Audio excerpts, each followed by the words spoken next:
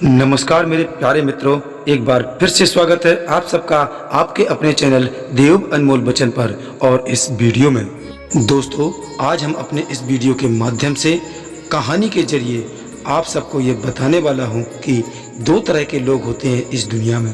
एक वो जिनके जीवन में अगर छोटी सी भी प्रॉब्लम आ जाए तो वो घबरा जाते हैं, डर जाते हैं और दुखी हो जाते हैं। और दूसरे वो चाहे कितनी भी बड़ी मुश्किलें उनकी ज़िंदगी में क्यों ना आ जाएं, लेकिन वो हमेशा मुस्कुराते रहते हैं और हर प्रॉब्लम में अपने आप को वो संभाल लेते हैं। एक वो जिनके पास हमेशा से ही सब कुछ होता है, लेकिन वो दिखने में बहुत ही दुखी और परेशान दिखते हैं। लेकिन दूसरे वो जिनके पास कुछ हो ना हो, लेकिन वो हमेशा आपको खुशी दिखाई देते हैं, जो हमेशा मुस्कुराते ही मिलते हैं। आज ऐसे ही हम इन दो कहानियों के माध्यम से आपको बताएंगे कि जिंदगी में कितनी भी बड़ी परेशानियां क्यों ना आ जाएं, हजारों मुश्किलें भी क्यों ना आ जाएं, लेकिन आपको हर मुश्किल में खुश रहना सिखा देंगी ये दो कहानियां, अगर आप इनको ध्यान से सुनते हैं तो चलो दोस्तों करते हैं कहानी नंबर 1 यानी स्टोरी नंबर 1 स्टार्ट। तो कहानी कुछ इस प्रकार से है कि एक फकीर देश में यात्रा के लिए निकला, तो रास्ते में चलते चलते उसे रात हो गई। तो वो व्यक्ति एक व्यक्ति के घर रुका जिसका नाम आनंद था, और उस आनंद ने उस फकीर की खूब सेवा की और दूसरे दिन उपहार देकर उसे विदा किया। फकीर आनंद की इस सेवा से खुश होकर उसे दुआएं देने लगा और कहने लगा कि भगवान करे तू दिनों दिन बढ़ता ही रहे। और फिर आनंद फकीर की उन बातों को सुनकर हंसने लगा और कहने लगा कि अरे फकीर, आज जो है वो भी नहीं रहने वाला। इतना सुनकर फकीर आनंद की तरफ देखता ही रह गया और आनंद के बारे में ये सोचते हुए कि कैसा आदमी है, फकीर वहाँ से चला गया। और फिर कुछ दिनों बाद फिर वो आनंद के घर पर आया।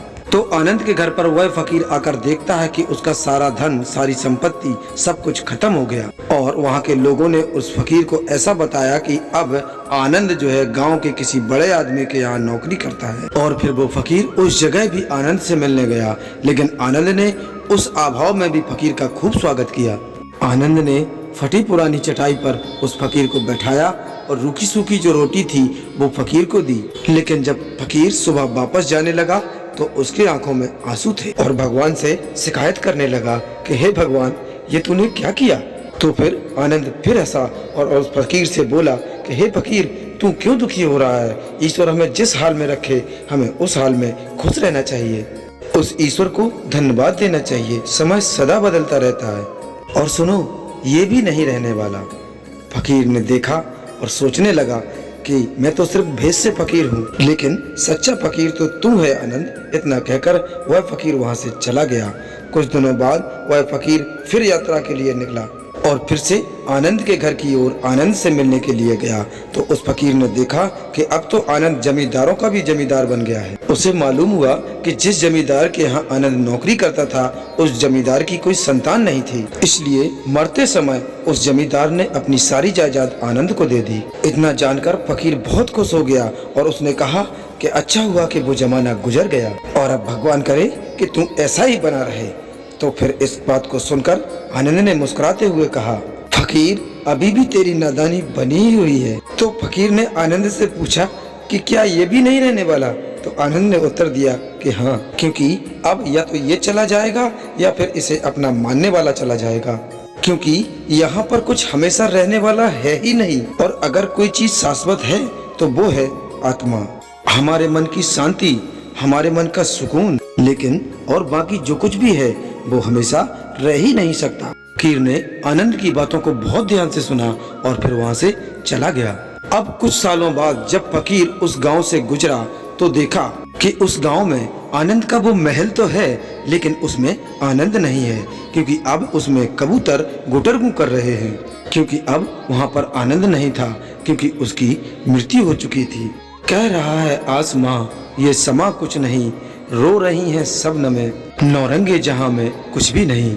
जिनके महलों में हजारों रंग के जलते थे फानूस, झाड़ उनके कब्र पर बाकी निशा अब कोई भी नहीं। अब वो फकीर मन ही मन सोचने लगा कि हम इंसान जिंदगी भर कितने दौड़ते रहते हैं, रोता रहता है और दुखी रहता है, जिन चीजों के लिए इंसान तड़पता रहता है, रोता रहता है, चिंतित रहता है, वो चीजें असल में वो चीजें हमेशा रहने वाली है ही नहीं, वो चीजें हमेशा बदलने वाली हैं। तो मित्रों, ये कहानी हमें सीख देती है कि जब भी हमारे जीवन में कोई तकलीफ आए, कोई मुसीबत आए, कोई दुख आए, तो हमें उस समय ये सोचना चाहिए कि जिंदगी में आज से पहले जो मुश्किलें आई, जो दुख आए या जो मुश्किलें आई, क्या वो हमेशा रुकी? जैसे कि आज तक वो सारी मुश्किलें, सारे दुख हमारे जीवन में होकर चली गई, वैसे ही ये भी मुश्किल, ये भी दुख हमारे जीवन में होके अब चला जाएगा, क्योंकि ये सब हमेशा रहने वाली चीजें नहीं हैं। तो हमारी जिंदगी में अब कितना भी मुसीबत आए, कितना भी दुख आए, कितनी भी तकलीफ आए, तो विश्वास रखना कि ये मुश्किलें, ये दुख, ये तकलीफें हमेशा रहने वाली नहीं है। तो दोस्तों, अब शुरू करते हैं दूसरी कहानी, यानी स्टोरी नंबर 2। एक व्यक्ति मरने वाला था, मृत्यु के बिल्कुल करीब था, तभी उसने अपने बेटे को एक चांदी के सिक्कों से भरा थैला दिया और अपने बेटे से कहा कि बेटे, जब भी इस थैली से सिक्के समाप्त हो जाएं, तब के लिए मैं तुम्हें एक प्रार्थना बताता हूँ। तो उस प्रार्थना को कहने से, यानी उसे दोहराने से, इस थैले में चांदी के सिक्के फिर से भरने लग जाएंगे। अब उसने अपने पुत्र यानी अपने बेटे के कान में 4 शब्दों की एक प्रार्थना कही और वो मर गया। अब वो लड़का चांदी के सिक्कों से भरा थैला पाकर बहुत खुश हो गया और उस थैले को खर्च करने में लग गया। लेकिन आश्चर्य की बात तो ये है कि वो थैला इतना बड़ा था कि उसे खर्च करने में कई साल बीत गए और इस बीच वो उन 4 शब्दों की प्रार्थना को भूल गया। और अब जब थैला खत्म होने को आया, तब उसे याद आया और उसने सोचा कि वो 4 शब्दों की प्रार्थना क्या थी। उसने उन शब्दों को बहुत याद करने की कोशिश की, बहुत याद किया, लेकिन उसे कुछ भी याद नहीं आया। अब वो लोगों से पूछने लगा कि ऐसी कोई प्रार्थना आप जानते हैं जिसमें 4 शब्द हों? पड़ोसी ने कहा कि हाँ, एक 4 शब्दों की प्रार्थना मुझे मालूम है और वो है कि ईश्वर मेरी मदद करो। और जब इस लड़के ने उन शब्दों को सुना तो उसे लगा कि ये वो शब्द नहीं है, क्योंकि वो शब्द कुछ अलग थे। फिर उसने बहुत सारे 4 शब्दों की प्रार्थनाओं को बार बार दोहरा के देखा, लेकिन उस खाली थैले में एक भी सिक्के बढ़े ही नहीं। तो इस प्रकार वो मन ही मन बहुत ही दुखी हो गया। फिर वो कुछ समय बाद एक ब्राह्मण से मिला, तो उस ब्राह्मण ने बताया कि तुम ये प्रार्थना करो कि ईश्वर तुम महान हो। लेकिन इस प्रार्थना से भी कुछ भी नहीं हुआ। कुछ समय बाद फिर उसे एक धनी इंसान मिला, तो उस धनी इंसान ने बताया कि तुम ये प्रार्थना करो कि हे ईश्वर मुझे धन दो। लेकिन फिर भी उस प्रार्थना से भी कुछ नहीं हुआ। आखिर में वो उदास होकर अपने घर में बैठ गया। तब कुछ देर बाद एक भिखारी उसके दरवाजे पर आया और उसने कहा कि मालिक, मैंने सुबह से कुछ भी नहीं खाया है, अगर आपके यहाँ कुछ खाने को हो तो मुझे दे दो। उस लड़के ने बचा हुआ खाना उस भिखारी को दे दिया। अब उस भिखारी ने खाना खाकर ईश्वर से प्रार्थना की कि हे ईश्वर तुम्हारा धन्यवाद। तो उस भिखारी के ये शब्द उस लड़के ने सुन लिए।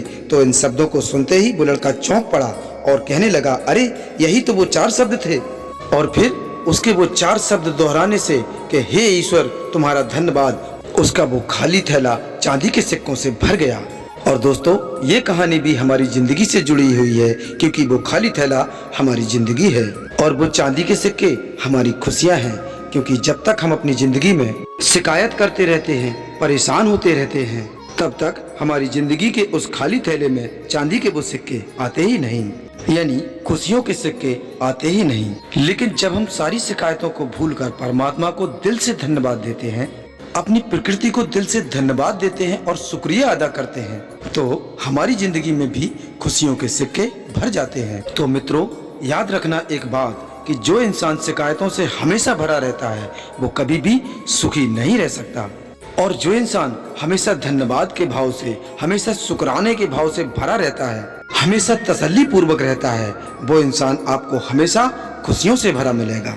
यानी वो इंसान आपको हमेशा सुखी दिखाई देगा और खुश दिखाई देगा और उस व्यक्ति के जीवन में हमेशा शांति और सुकून दिखाई देगा। तो दोस्तों, इतना ही था हमारे आज के इस वीडियो में। हमने आपको कहानियों के माध्यम से कुछ अच्छी बातें आप तक पहुंचाने की कोशिश की है और भी अच्छी बातें कहानियों के माध्यम से हम आप तक पहुंचाने की कोशिश करते रहेंगे। और अगर आपको हमारी ये ज्ञान की बातें यानी अनमोल वचन की कहानियाँ अच्छी लगती हैं, तो कृपया हमारे इस देव अनमोल वचन यूट्यूब चैनल को सब्सक्राइब करें और वीडियो को लाइक करें और शेयर करें, ताकि इसी प्रकार की कहानियां हर घर तक पहुंच पाएं। तो दोस्तों, मिलते हैं अगले वीडियो में अगली कहानी के साथ। तब तक के लिए नमस्कार, अपना ख्याल रखें और हमेशा मुस्कुराते रहें। जय हिंद, जय भोलेनाथ।